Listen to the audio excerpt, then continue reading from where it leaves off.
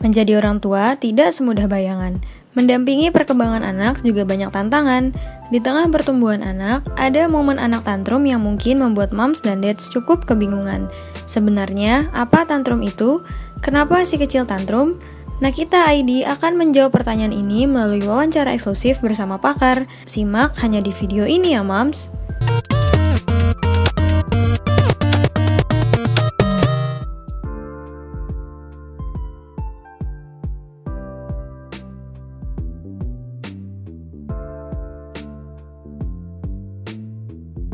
Anak tantrum itu sewajarnya di usia 1-4 tahun gitu ya. Puncak-puncaknya itu 1-3 tahun. Karena memang kan di usia ini tadi kemampuan dia berkomunikasi kurang baik gitu ya, masih terbatas lah untuk mengungkapkan apa yang rasakan atau inginkan.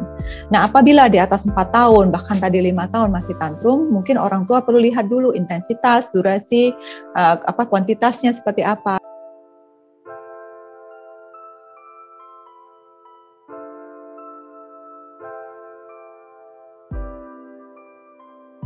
Kalau si anak 5 tahun ini sesekali atau jarang sekali dia tantrum, misalnya dalam kondisi perjalanan jauh menggunakan mobil gitu ya, dia teriak-teriak, dia hentakin kaki, dia tendang-tendang kursi dalam mobil gitu. Ini kita bisa katakan wajar karena memang mungkin dia lelah, capek, kita saja capek apalagi si anak gitu ya. Jadi ini bisa dikatakan normal. Tapi kalau si anak 5 tahun ini kuantitasnya sering tantrum, sudah tidak normal lagi, sudah tidak wajar. Nah, perlu diperhatikan bagaimana pola asuh orang tua. Terkadang orang tua sendiri tidak menyadari bahwa perilaku pola asuhnya tersebutlah yang mempertahankan tantrum si anak.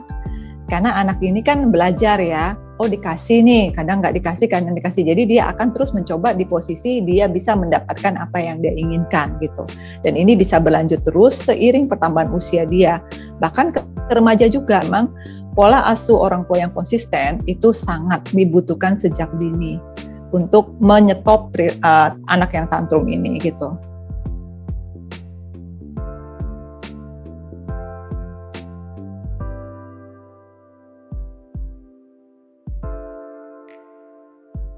Penyebab anak tantrum bisa karena memang faktor usianya gitu ya. Jadi memang usia di mana anak ini belum dapat mengungkapkan apa yang ia rasakan, apa yang ia inginkan gitu. Jadi kosakatanya masih terbatas.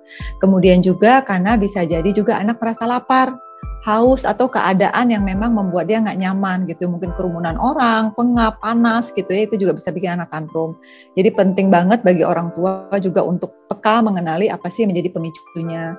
Kemudian juga faktor pola asuh juga bisa, karena pola asuh orang tua yang tidak konsisten, kadang membolehkan, kadang mengizinkan, kadang membelikan, kadang tidak. Misalnya tadi katanya nggak boleh, pas anak tantrum dibelikan. Nah ini biasanya juga akan membuat anak semakin intens untuk tantrum gitu ya. Karena kan tantrum itu sendiri adalah reaksi frustasi saat anak tidak mendapatkan apa yang ia inginkan. Jadi ketika ia melakukan tantrum ya karena ia ingin mendapatkan apa yang ia inginkan. Jadi kalau pola asuh tidak konsisten ya dia akan mengulangi terus untuk mendapatkan apa yang dia inginkan tersebut. Itu dia moms, penjelasan dari psikolog tentang tantrum pada anak. Jangan lewatkan wawancara eksklusif bersama pakar lainnya hanya di YouTube Nakita Channel. Sampai jumpa di video selanjutnya.